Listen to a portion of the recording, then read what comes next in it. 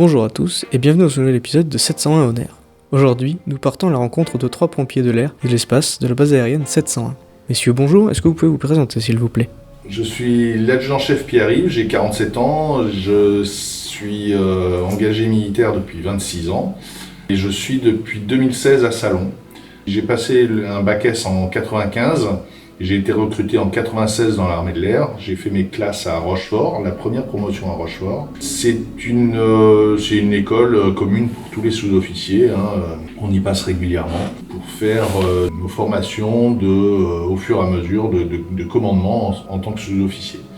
Ensuite, je suis parti en école de spécialité, donc l'école des pompiers de l'armée de l'air à Cazaux, à côté de Bordeaux, au sud de Bordeaux.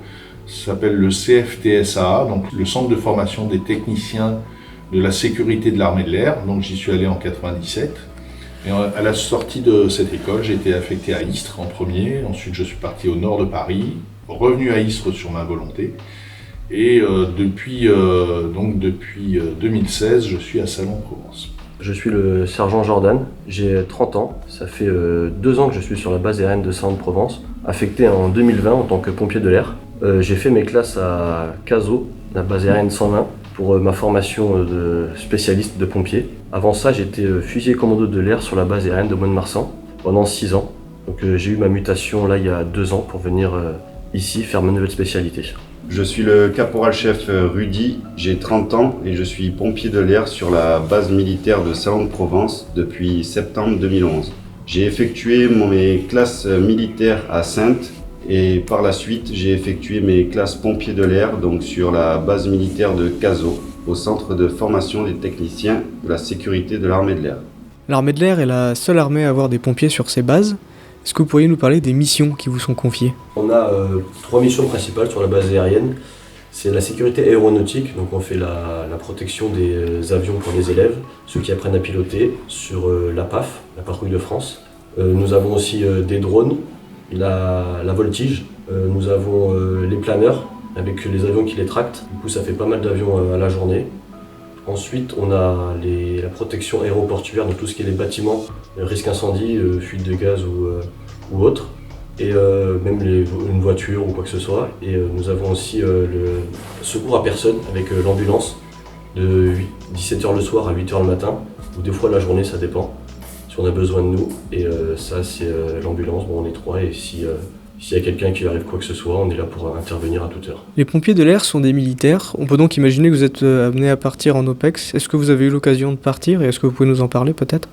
Alors la question concernant les OPEX, effectivement, donc opération extérieure, comme tout militaire, on est appelé à partir à l'étranger, effectivement. Alors Salon, les pompiers de Salon, comme les autres pompiers des bases.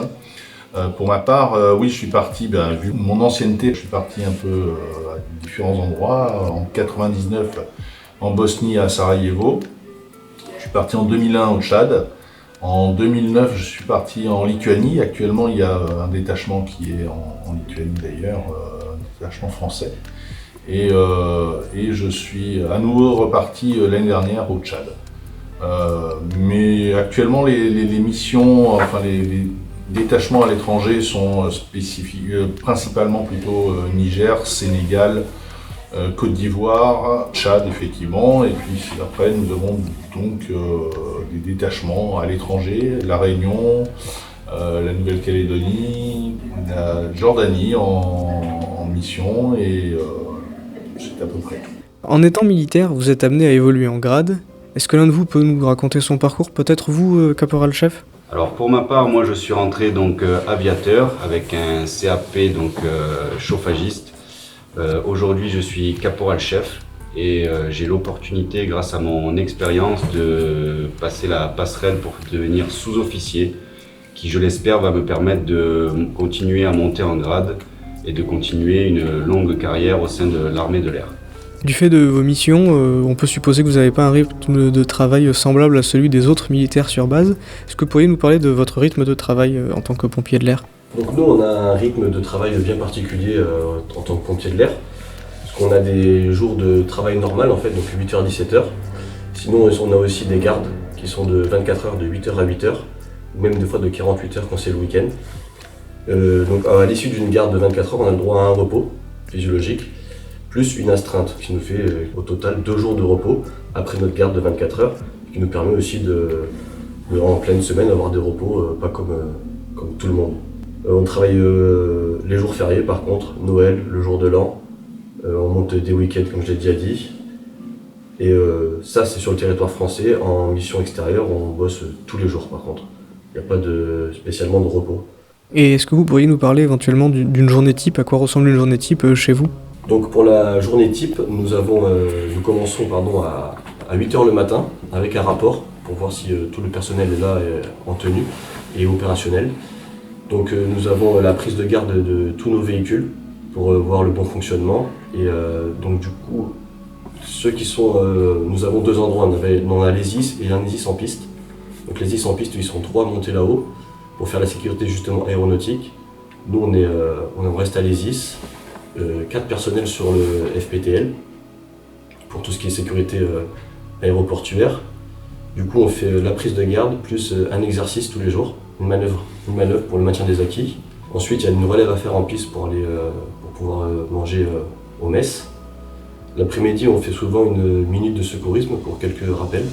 Et après, si on a le temps et si notre travail est effectué, on va en sport pour garder un maintien opérationnel en sport. Est-ce que vous pouvez nous parler des camions que vous utilisez pour remplir ces missions? En ce qui concerne les véhicules de l'ESIS, donc au niveau de la piste, nous trouvons des VMA, donc des véhicules mousse aérodrome, des gros camions avec environ 10 000 litres d'eau qui permettent d'intervenir rapidement sur un avion qui est en difficulté.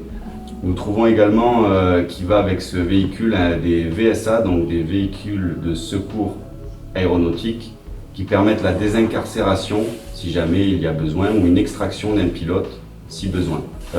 Une autre partie des véhicules concerne la protection des installations aéroportuaires, donc c'est tout ce qui est véhicule semblable aux civils, donc qui se nomme FPT. Ces véhicules permettent d'intervenir sur la base en cas de feu ou départ de feu à différents endroits de la base.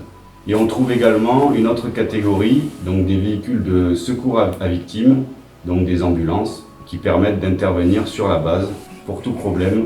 Merci messieurs.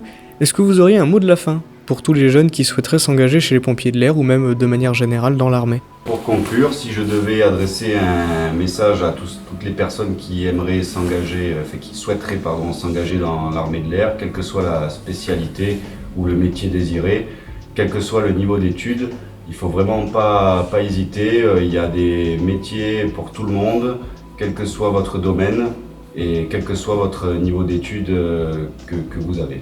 Voilà, engagez-vous. Chers auditeurs, merci à tous d'avoir écouté ce podcast. Merci aux 3 pompiers d'avoir participé à ce podcast. Je vous donne rendez-vous le mois prochain pour le prochain épisode de 701 en air. Au revoir.